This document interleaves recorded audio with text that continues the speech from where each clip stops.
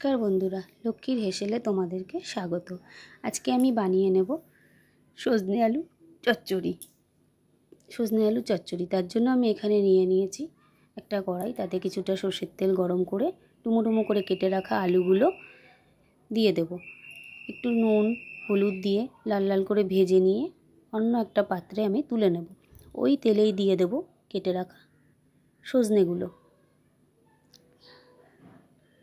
সজনেগুলোকে সামান্য নুন হলুদ দিয়ে হালকা হালকা করে আমি ভেজে নেব।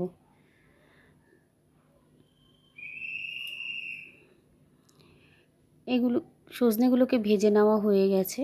এবার আমি অন্য একটা পাত্রে তুলে ওই কড়াইতে আবার সামান্য একটু তেল দিয়ে বড়ি ভেজে নেব। বড়িতে খুব তেল টেনে নেয়, যার জন্য বেশ পুরো তেলটাই টেনে নিয়েছে। তারপরে কড়াইতে আবার একটু সামান্য সর্ষের তেল দিয়ে ফোড়নের জন্য আমি দিয়ে দেব শুকনো লঙ্কা সাদা জিরে ফোড়ন দিলাম। তারপরে আগে থেকে বেটে রেখেছিলাম 1 চামচ সর্ষে, 2 চামচ পোস্ত, 4-5টা কাঁচা লঙ্কা, সেটা পেস্ট করেছিলাম, সেটা দিয়ে দিলাম।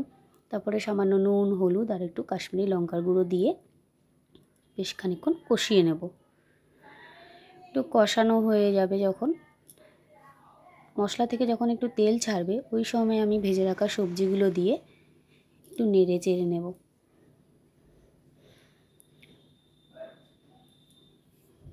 নেড়ে চেড়ে নিয়ে তারপর একটা ঢাকনা দিয়ে কিছুক্ষণের জন্য ঢেকে দেবো, যাতে মশলাগুলো সবজির মধ্যে ভালোভাবে ঢুকে যায়।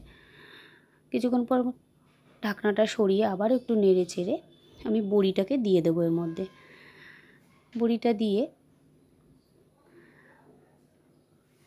একটু নেড়ে চেড়ে বড়িটা মশলা আর সবজির সাথে মিশিয়ে নিয়ে তারপর সামান্য জল দেব। জল দিয়ে আমি ঢেকে দেব। 10-15 মিনিট ঢেকে একটু সেদ্ধ হতে দেব। ততক্ষণ মোটামুটি সেদ্ধ হয়ে যাবে। কেমন লাগলো তোমাদের আমাকে জানিও।